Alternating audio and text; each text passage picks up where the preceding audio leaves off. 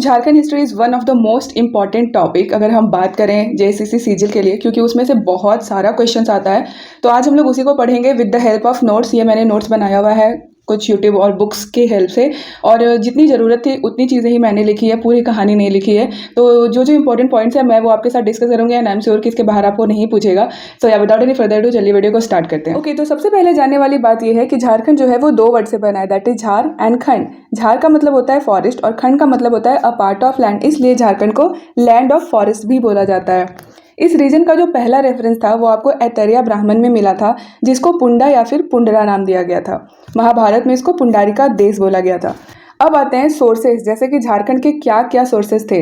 तो जैसे कि कुछ कुछ थे इंस्क्रिप्शन, बट मुझे लगता है कि that is not so important, इसलिए इसके बारे में ज़्यादा हम लोग डिस्कस नहीं करेंगे। बट फिर भी मैंने कुछ इंपॉर्टेंट इंस्क्रिप्शन को लिख दिया है कि वो इंस्क्रिप्शन कहाँ पाए गए थे। पहला है बेलिंगेर इंस्क्रिप्शन, जो कि गोड्डा में पाया गया था। Chandil inscription East Singhbhum, Patkum inscription East Singhbhum, Mahendra Palit Khor inscription East Singhbhum.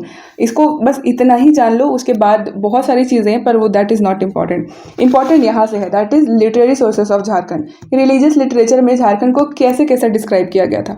तो सबसे पहले महाभारत में झारखंड को क्या बोला गया है, पशु भूमि या फिर पुंडारिका देश। और संथाल परगना जो हमारा अभी रीजन है उसको क्या बोला गया था, नारी खंड, और बाद में उसको चेंज किया गया कंजोल के नाम से। और संस्कृत जो हमारा लिटरेचर है उसमें भी झारखंड का बात हुआ है और झारखंड को बोला जाता था किक्कट प्रदेश, ठीक है। एंड झारखंड को जो है वायु पुराण और विष्णु पुराण में भी जिक्र किया गया है। वायु पुराण में झारखंड को मुरुंड बोला गया है और विष्णु पुराण में मुंड बोला गया है। तो क्वेश्चंस आपको यहीं से बनेंगे, तो ये भी वेरी इंपॉर्टेंट है, इसको भी आप नोट डाउन करते चलो। अब हम लोग बात करने वाले हैं हिस्टोरिक पीरियड ऑफ झारखंड। सबसे पहले बात करेंगे वैदिक पीरियड की। तो वैदिक पीरियड में झारखंड को किक्कट प्रदेश के नाम से जाना जाता था, और इस टाइम के जो ट्राइब्स थे वो थे असुर, खड़िया और बिरहोर ट्राइब, ठीक है। और वैदिक पीरियड में सारे ट्राइब्स को क्या बोलते थे, असुर्स बोलते थे, ठीक है। सारे ट्राइब्स को असुर्स बोलते थे। और वैदिक पीरियड जो है वो दो भाग में डिवाइडेड है। सबसे पहला है वैदिक पीरियड और दूसरा है लेटर वैदिक पीरियड। और ऋग्वेद में झारखंड को किक्कतम दशो अनार्या बोला गया है, और यहाँ के जो ट्राइब्स थे इस टाइम पे उनको सिस्नो देवा बोला गया है, ठीक है। और लेटर वैदिक पीरियड के बारे में ज़्यादा जिक्र नहीं है, इसमें बस एक चीज़ जान लो कि जो लेटर वैदिक पीरियड था उसी के टाइम पे हम लोग आयरन स्टार्ट किए थे यूज़ करना। ओके, बुद्धिज्म की बात करें तो गौतम बुद्धा है, आप लोगों को सबको पता होगा कि वो फाउंडर है बुद्धिज्म के, और उनका जो बर्थ हुआ था वो वहाँ हुआ था लुम्बिनी में, एंड लुम्बिनी नेपाल में है। बट कुछ कुछ हिस्टोरियंस का ऐसा कहना है कि वो झारखंड में जो छोटा नागपुर है वो उससे रिलेटेड है, बट ये बात सच है कि नहीं है अभी तक किसी को पता नहीं है, ये बस कहा जाता है।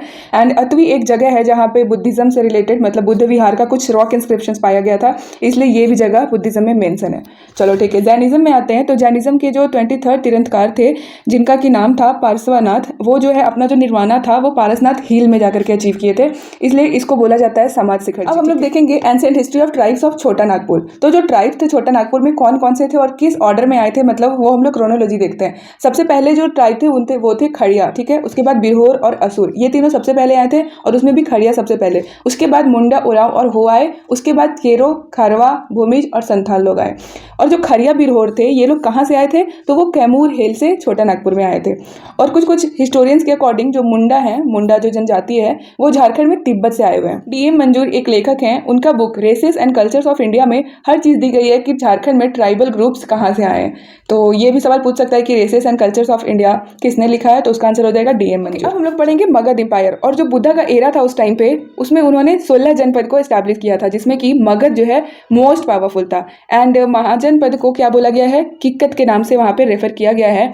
और जरासंध जो है असुर के किंग थे, वो मगध के रूलर बने थे। मौर्यन एम्पायर, तो चंद्रगुप्त मौर्य आपको पता है कि वो बहुत ही पावरफुल राजा थे मौर्यन एम्पायर के। एंड चाणक्य जो थे वो इनके मेंटर थे, जो कि झारखंड को कुक्कुट के नाम से अपने कंपोजिशन जो कि अर्थशास्त्र है उसमें इसका वर्णन किया गया है। चाणक्य जी ने किस नाम से किया गया है, तो वो कुक्कुट के नाम से उन्होंने किया है। ये इंपॉर्टेंट क्वेश्चन है, मे भी यहाँ से क्वेश्चन ये पूछा जा सकता है कि चाणक्य जो है अर्थशास्त्र में झारखंड को कौन सा नाम दिए हैं, तो वो है कुक्कुट, ठीक है। या फिर ऐसा पूछा जा सकता है कि कुक्कुट जो है वो किस चीज़ में वर्णन किया गया है, ठीक है, तो वो हो जाएगा अर्थशास्त्र।